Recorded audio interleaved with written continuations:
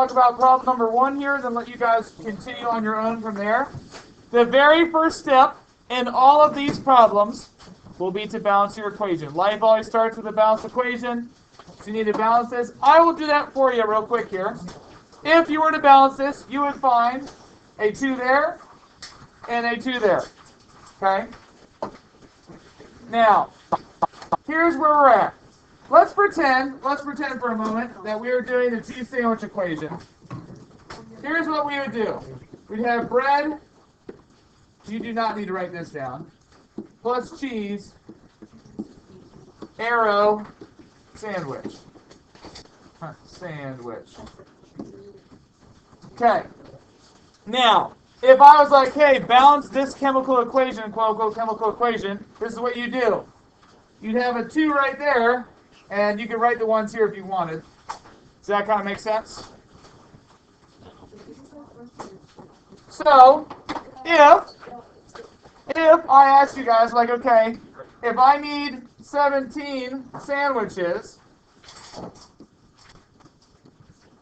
whatever, how much bread would I need? Well, here's what you'd really do. Okay, you come over here. I can move this little guy. You're like, okay, I'm going from here to bread. Well, that is a 1 to 2 ratio.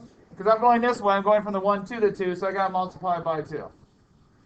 And so, if you want 17 sandwiches, you need 34 bread.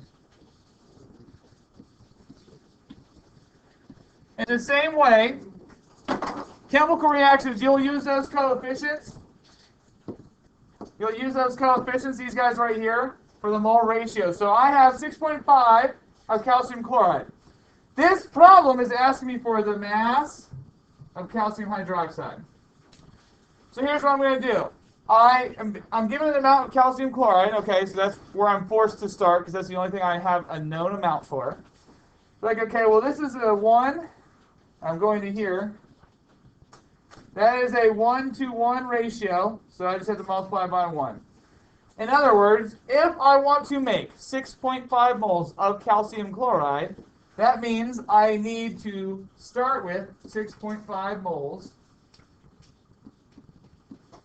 of calcium hydroxide. Let me say that one more time. If I want to make 6.5 moles of calcium chloride, that means I have to start with 6.5 moles of calcium hydroxide. Just like sandwiches. If I want to make 17 sandwiches, I need to start with 34 slices of bread. Okay? Very similar idea. Now, what we need to do here, though, is this is in moles. I need it in mass. I need the mass of calcium hydroxide. Because if you go to a balance, it's not going to read out, 6.5 moles of something.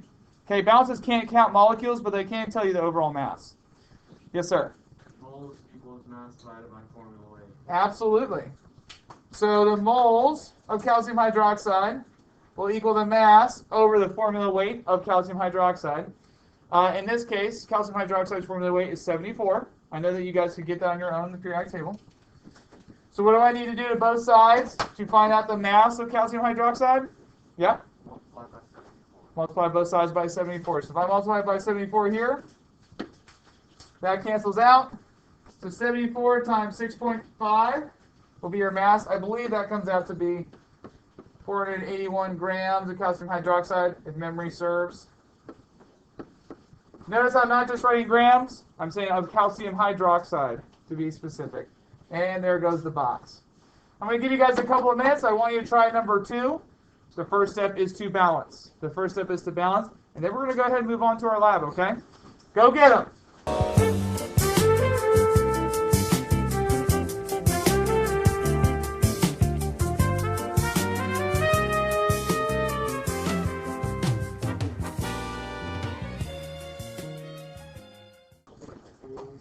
Yeah, Mr. Pilcher, is this going to be on the quiz tomorrow? This will be on a quiz soon, but not on the quiz tomorrow. Your quiz tomorrow is just like Bellwork A and Bellwork B, mole conversions Bellwork A and B from earlier this week. Okay? Your quiz is just like those two. Now, let me go through this one real quick. Is it great for the quiz that This quarter ends tomorrow, so I think the quiz you're taking tomorrow will be on third quarter grade. Yeah. All right. So if I balance this guy, it's a 3, 1, 3, 2, just like that. Okay. Now, I'm looking at this. It says, what is the mass of manganese? That's what it's asking me for. What's the mass of manganese? So I've got to go from this guy to this guy. So that, going from here to here, that is a 1 to 2. So I have to multiply by 2. So if I have 0.8 moles of manganese oxide, that means I have 1.6 moles of manganese, Mn. And then all I have to do is moles equal mass over formula weight. So I don't know what the mass of manganese is. That's what I'm solving for. The formula weight of manganese is 55. So if I multiply both sides by 55, I'll find out the mass of manganese. And another way to say this verbally is, hey, if I started with 0.8 moles of manganese oxide, how many grams of manganese will be formed? That would be the verbal way to explain this one.